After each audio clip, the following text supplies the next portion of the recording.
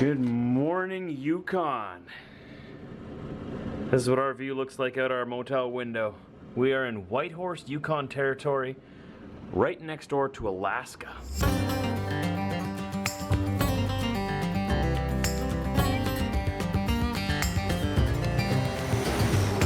So we got here last night, about a decent time around supper time, and we got two fireworks shows. One at 9 o'clock, that would have been midnight Eastern time, in honor of our nation's capital, Ottawa. When they hit New Year's Eve, they shot off some fireworks here.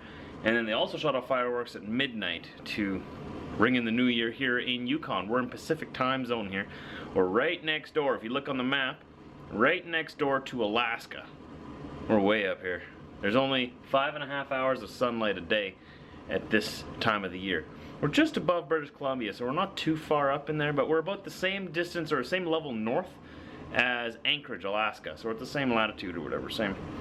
Anchorage is like next door. It'd be the closest city we could go to from here. I've got my whole system set up here. My nice little office, my office that they gave me here. Getting some videos done while we enjoy the great view out here. We Googled it yesterday. There's 23,000 people, or 22 or 23,000 people that live in this city here of Whitehorse, Yukon.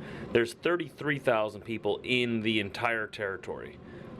So there's 2/3 of the population lives in this town right here, or a city if you want to call it a city. It has traffic lights, so I guess we'd call it a city. Why not? And it is a long drive up here. Brit is telling me that if it has over 10,000 people, that is classified as a city, right? That's what I've been told. That was years ago. Maybe they've changed it. But that's right. I remember because when Steinbach hit 10,000 people, we're like, woo! City. We're a city now! Portage la Prairie. And then we go to Walmart, and now we're a big city. Up and coming. Up and coming. We're coming. But we don't want it to move too fast. We want to stay Steinbach. Yes. We want all the big industries. You guys can all build your plants and stuff in Winnipeg. We like our little small town atmosphere. Yeah, we'll drive to you. We like our small town atmosphere. You don't have to come to us. Yeah. The same thing as Yukon here. I mean, only 23,000 people living in this city, and that's pretty much the entire population of Yukon. While we were driving up here, it was incredible just to see how empty the land is up here. Like, you don't understand it. Like, I was told this. I live in this country, the same country as me. I was told how empty it is, but you can't really grasp it until you see it yourself. It's just beautiful up here. Look at this picture here. This is a painting of this city, Whitehorse, that we're in right now, in the year 1900. Right here it says Whitehorse on the Yukon 1900. So this was 117 years ago now. It's 2017. Holy cow. It's 2017 right now. Wow. So 117 years ago, this is all that this entire city was. You could only get here by steamboat up the Yukon River. It's just like a little fort, pretty much. And this is I think this is the Klondike Railroad. This whole settlement here was because of a gold rush that happened in this territory up here, and it's still happening from what I understand. There's still a lot of gold to be made up here, or made to be found up here. They even had a big hotel called like Nugget City or something like that. Yeah. And like, look at this over there. There's another picture of the history of Yukon that says Tent City at the Bennett Lake, Klondike Gold Rush, 1898. Okay, so that must have been right at the camp where the gold rush happened. So much history in this area. So cool. I guess not so much history, it's recent history since this place has gotten... And I love how pure it is. Just trees everywhere. It's gorgeous. Most beautiful place I've ever seen, hands down. Definitely. Like, it is untouched. Like, hundreds and hundreds of thousands of acres of just untouched land, exactly as it was for the past, like, ever. Yeah. Tens of thousands of years, no one's touched it. A lot of wildlife on the way up here, too. Yeah, we saw a bunch of bison on the side of the road. We saw a bunch of caribou, a whole herd of caribou sleeping in the ditch on the side of the road. Babies and all. Babies and all. Brit really liked the babies. We saw a lynx. I saw a lynx yesterday. It's sort of like a bobcat run across the road yesterday. We saw a fox. But fox, that's not so special because we see that down south as well. It was special for me. I've actually never seen one that close before. She got to see a big bushy tail. Nice little fox. What else did we see? I wanted to keep it, but I didn't think I could catch it. Also, I didn't want it to rip apart the dogs. Yeah. Yeah, tons of wildlife up here. It's just, like I said, it's just amazing to experience it and see it just as it was like 10,000 years ago. If you would have come here 10,000 years ago and seen Yukon, it would have looked exactly the same, except for, you know, the little minor little details that the weather and natural changes that happen and whatnot, like your erosion and stuff. But amazing. If you ever come to Canada and want to come up here, Yukon is a place to come and see. Being up here now, I guess if you live here, it would be easy to forget how detached you are up here from the rest of the world. I mean, Alaska, like I said, is right next door, but that's still pretty what we call barren, desolate land, like very untouched land as well. But I'm talking like civilization down south, southern Canada and the United States. Like, it took a long time to get up here. It was 4 days to drive up here. Well, 4 days from Manitoba. But there was the last day and a half pretty much that we drove where we saw almost nothing. No civilization, no fuel stops, no nothing. Especially the last 1,000 kilometers, last 600 miles, just absolutely nothing. Just imagine driving an entire day, your entire shift, your entire 11-hour day, 10-hour day. Up here we can drive 13 hours in Canada. It's different here in the territories yet, but just imagine driving your whole day and not seeing one piece of civilization. Just a 2-lane road, just going through a forest, like a provincial park or something. Just an entire day of driving. Yeah, you definitely got to make sure that you're stocked with snacks and things like that, because there's nowhere to stop. Yeah. Absolutely nowhere. There's the odd, well, it almost seemed like they built little tiny gas stations along the way, like every couple of hours, just so that people have gas, but just in case. There's always signs saying, you know, there's no services for a long time, make sure you're stocked up. It'd be a good idea to have jerry cans and whatnot with you and fill them with gas. That's gas cans. We call gas cans jerry cans in Canada. Anyways, I know I could try to explain this to you for the next 10 minutes, but you still wouldn't get it unless you come up here and experience it for yourself. Chinese for dinner tonight. Oh, Yukon Chinese. Mm-hmm. They were the nicest people too on the phone. People are so nice up here in Yukon. Nice. It's incredible. You know what, New Brunswick, you have a new, the bar has been lifted. You have some competition, guys. There's a competition. These people are nice out here. They make New Brunswickers look a little bit stuck up. Just saying. And New Brunswick people are very nice people. So it says a lot about the people up here. Anyways, I was just kidding. Don't take that seriously. You're not stuck up. We got some chicken balls, other chicken. Lemon chicken, sweet and sour chicken balls, and chicken chow mein. We went with a theme tonight. All chicken. Chicken. Oh, this smells so good. So good. Let's get a chicken ball in here. Let's get a chicken ball in here. Oh. Open up, people. Come on. Open up. Focus. Closed captioning of this Bravo program is brought to you in part by Extra Strength Tylenol Back Pain. Effective back pain relief, plus a muscle relaxant. Tylenol. Got my bum jacket on for our trip to Walmart. We're gonna check out the Walmart up here in the north and see what they're like up here. I'm assuming they're exactly the same, but you never know. Maybe they sell like northern stuff. What kind of stuff would be northern stuff? Sorry, I didn't know that you were. She's all distracted right now. She just set up her new Facebook page. We put it in the description of the videos now. You can go find her on Facebook. It's down below this video. Go give it a like. YouTube page to come, or YouTube channel /videos. She's going to be creating a new YouTube channel tonight sometime, hopefully. We've just got her Facebook page up and running now. Just launched it. I think last time I checked she had 6 likes, and then I shut it out on my page. She's now got 44 or something like that. What's the new number? I'm not sure. Oh man. She's excited. Let's see. Goodness. Check it This is out. all so new to me. I just. People want to know what you're doing, Brit. They want to know everything about you. Oh boy. 110 likes. 110 likes, and that's in less than 5 minutes. So go down there, help her out again. It's down below in the description of every video. There's gonna be a link to my stuff there, also to Brit's stuff. You can go and find her. And when she does launch her YouTube channel, you'll hear about it on those pages. I'll probably talk about it on mine too, but that's where you'll hear about it. It'll be her journey to becoming a bride. She can tell you more about what it's gonna be.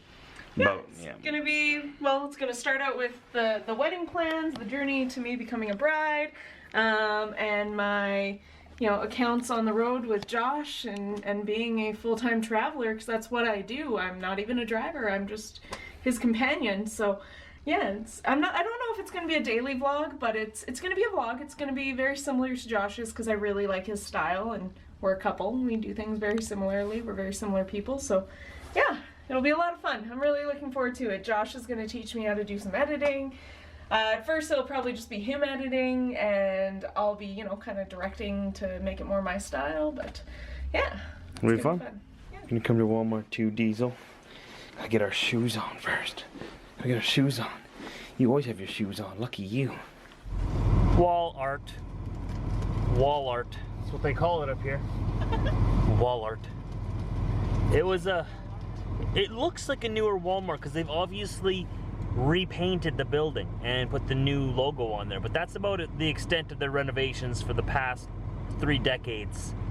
I would say this Walmart. It was decent. I don't want to say it was all bad, but it really took me back to the days when Walmart didn't have a produce section and when everything was all over the place and not as organized. I'm used to the new Walmart layout, so I know where everything is because I'm a professional Walmarter.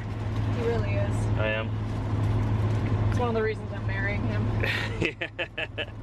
And we went in there and everything was just as it was in like the 1990s. It felt like you were in a 1990s Walmart, almost like a Zellers or a old style convenience store. It still had all the stuff, just a lot less of it. Sold out of milk, but that's to be expected. Way up here in the north, all of their produce comes from the south.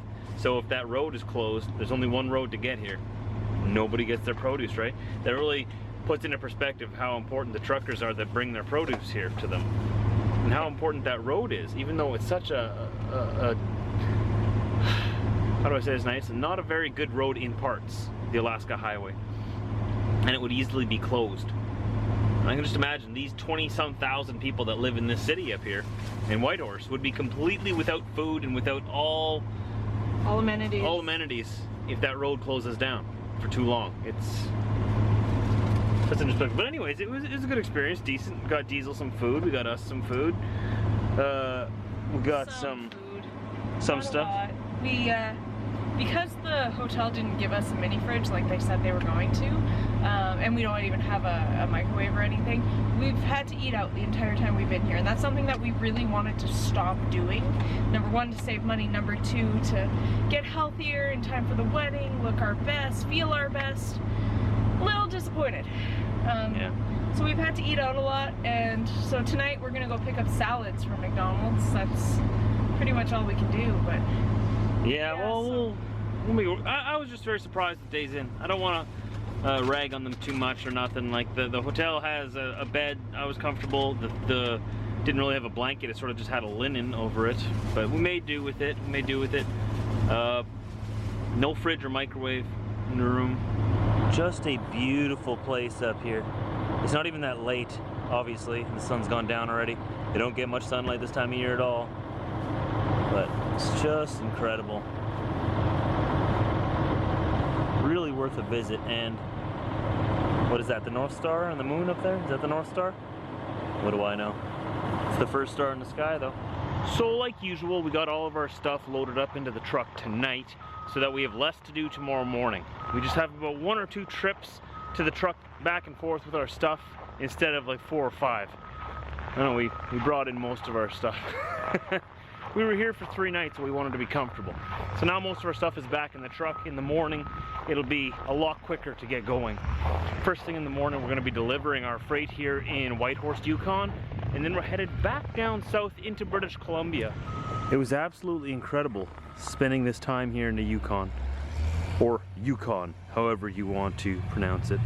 It's just incredible. What a cool place, a unique place in Canada. So now the only 2 places that I haven't been in Canada are the Northwest Territories just east of here in the Yukon, and Nunavut, the Northern Territory above my home province of Manitoba. There's no roads leading up to Nunavut, so I won't be getting any freight going up there anytime soon. But maybe, just maybe one day I'll get some freight that's going into Yellowknife, Northwest Territories. We'll see. I want to visit all the provinces and territories of Canada yet. Then I have to visit Alaska and Hawaii.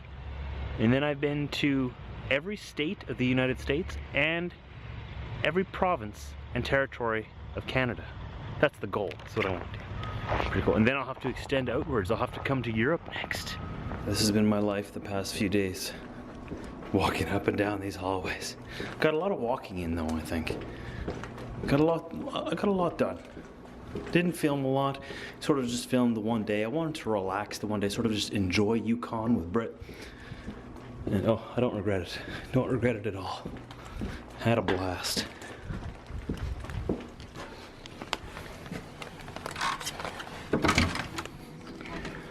Room service. Room service. Did somebody order an extraordinarily good-looking trucker? Yeah, actually I did. Here I am. Does he have a beard?